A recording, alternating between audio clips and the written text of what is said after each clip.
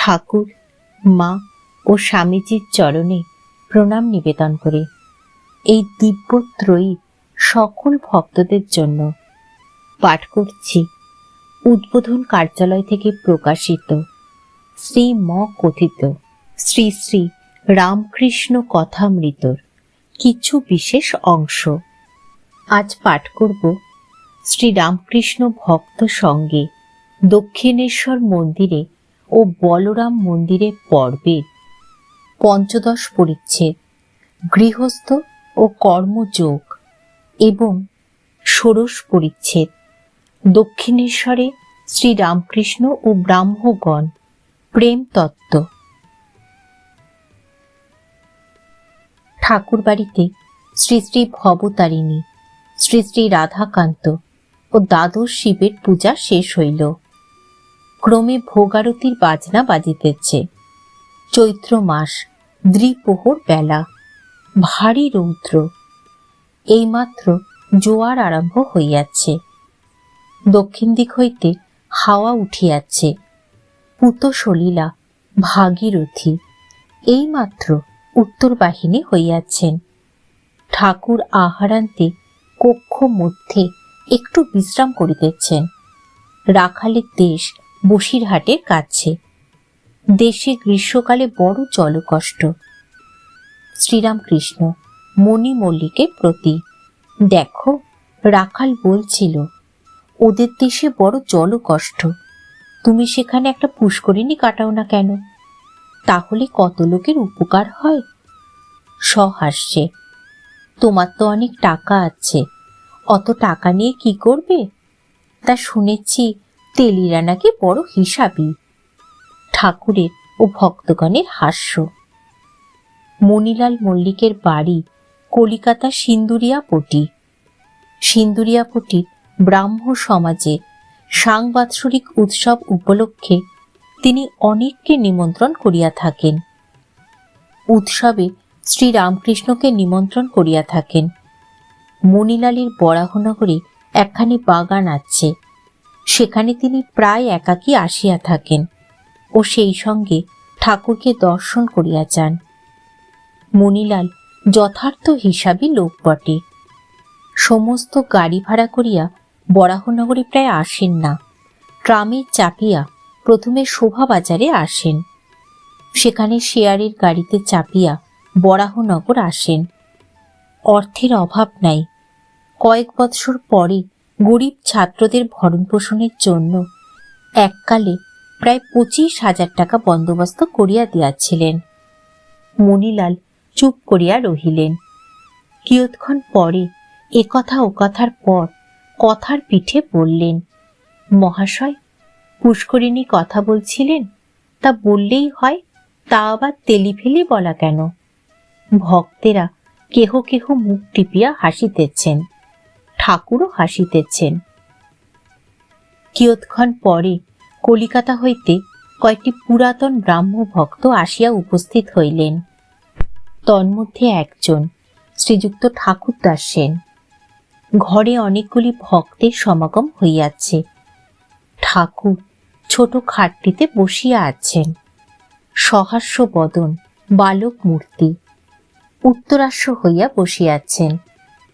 ব্রাহ্ম ভক্তদের সঙ্গে আনন্দে আলাপ করিতেছেন। শ্রীরামকৃষ্ণ ব্রাহ্ম ও অন্যান্য ভক্তদের প্রতি, তোমরা প্যাম প্যাম করো, কিন্তু প্রেম কি সামান্য জিনিস গা? চৈতন্যদেবের প্রেম হয়েছিল। প্রেমের দুটি লক্ষণ। প্রথম, জগৎ ভুল হয়ে যাবে। এত ঈশ্বরেতে ভালোবাসা যে বাহ্য শূন্য। চৈতন্যদেব বন দেখে বৃন্দাবন ভাবে, সমুদ্র দেখে শ্রী যমুনা ভাবে। দ্বিতীয় লক্ষণ, নিজের দেহ যে এত প্রিয় জিনিস, এর উপরও মমতা থাকবে না। দেহাত্মবোধ একেবারে চলে যাবে। ঈশ্বর লাভের কতকগুলি লক্ষণ আছে। যার ভিতর অনুরাগের ঐশ্বর্য প্রকাশ হচ্ছে, তার ঈশ্বর লাভের আর দেরি নাই। অনুরাগের ঐশ্বর্য কি কি? বিবেক, বৈরাগ্য, জীবের দয়া, সাধু সেবা, সাধু সঙ্গ, ঈশ্বরের নাম গুণ কীর্তন, সত্য কথা, এই সকল অনুরাগের লক্ষণ দেখলে ঠিক বলতে পারা যায় ঈশ্বর দর্শনে আর দেরি নাই। বাবু কোনো খানসামার বাড়ি যাবেন। এরূপ যদি ঠিক হয়ে থাকে, খানসামার বাড়ির অবস্থা দেখে ঠিক বুঝতে পারা যায়। প্রথমে বন জঙ্গল কাটা হয়, ঝুল ছাড়া হয়, ঝাটপাট দেয়া হয়। বাবু নিজেই শতরঞ্চি, গুড়গুড়ি এইসব 5 রকম জিনিস পাঠিয়ে দেন। এই সব আসতে দেখলেই লোকের বুঝতে বাকি থাকে না বাবু এসে পড়লেন বলে। একজন ভক্ত, আগে বিচার করে কি ইন্দ্রিয় নিগ্রহ করতে হয়? শ্রীরামকৃষ্ণ, ও এক পথ আছে, বিচার পথ। ভক্তিপথেও অন্তরিন্দ্রিয় নিগ্রহ আপনি হয়, আর সহজে হয়। ঈশ্বরের উপর যত ভালোবাসা আসবে, ততই ইন্দ্রিয় সুখ আলুনি লাগবে। যেদিন সন্তান মারা গেছে, সেই শোকের উপর স্ত্রী পুরুষের দেহ সুখের দিকে কি মন থাকতে পারে? একজন ভক্ত, তাকে ভালোবাসতে পারছি কই? শ্রীরামকৃষ্ণ, তার নাম করলে সব পাপ কেটে যায়, কাম ক্রোধ, শরীরের সুখ ইচ্ছা এসব পালিয়ে যায়। একজন ভক্ত, তার নাম করতে ভালো কই লাগে? শ্রীরামকৃষ্ণ, ব্যাকুল হয়ে তাকে প্রার্থনা করো, যাতে তার নামে রুচি হয়, তিনিই মনোবাঞ্ছা পূর্ণ করবেন। এই বলিয়া ঠাকুর দেবদুর্লভ কণ্ঠে গাহিতেছেন। জীবের দুঃখে কাতর হইয়া মার কাছে হৃদয়ের বেদনা জানাইতেছেন। প্রাকৃত জীবের অবস্থা নিজে আরোপ করিয়া মার কাছে জীবের দুঃখ জানাইতেছেন। দোষ কারু নয় গো মা, আমি সখাত সলিলে ডুবে মরি শ্যামা। স্বররিপু হল কোদণ্ড স্বরূপ, পুণ্য ক্ষেত্র মাঝে কাটিলাম কূপ। আবার গান গাহিতেছেন। জীবের বিকার রোগ, তার নামে রুচি হলে বিকার কাটবে। একই বিকার শঙ্করী, কৃপা চরণ তরি, পেলে ধন্বন্তরী। অনিত্য গৌরব হলো অঙ্গদাহ, আমার একই হলো পাপমোহ। শ্রীরামকৃষ্ণ, তর নামে অরুচি। বিকারে যদি অরুচি হলো, তাহলে আর বাঁচবার পথ থাকে না। যদি একটু রুচি থাকে, তবে বাঁচবার খুব আশা। তাই নামে রুচি। ঈশ্বরের নাম করতে হয়। দুর্গা নাম, কৃষ্ণ নাম, শিব নাম, যে নাম বলে ঈশ্বরকে ডাকো না কেন।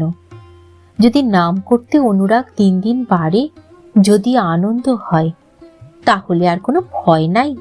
বিকার কাটবেই কাটবে, তার কৃপা হবেই হবে। যেমন ভাব তেমনি লাভ।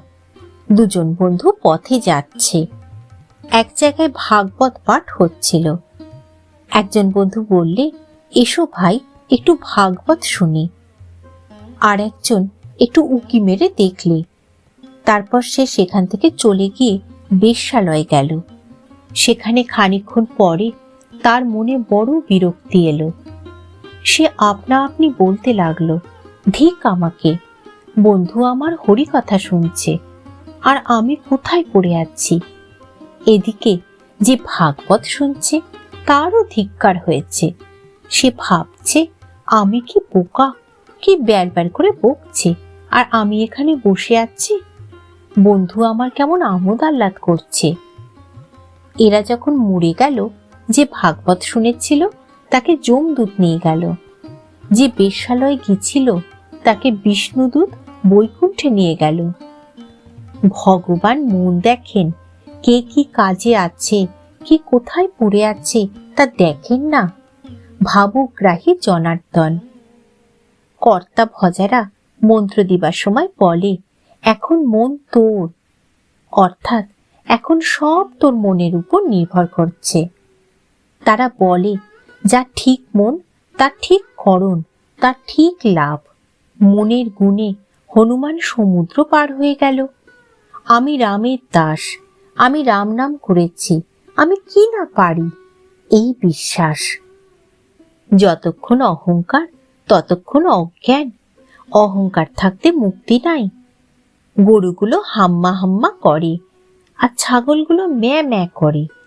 তাই ওদের কত যন্ত্রণা, কষায়ে কাটে, জুতো ঢোলের চামড়া তৈয়ার করে, যন্ত্রণা শেষ নাই। হিন্দিতে হাম মানে আমি, আর ম্যায় মানেও আমি। আমি আমি করে বলে কত কর্মভোগ।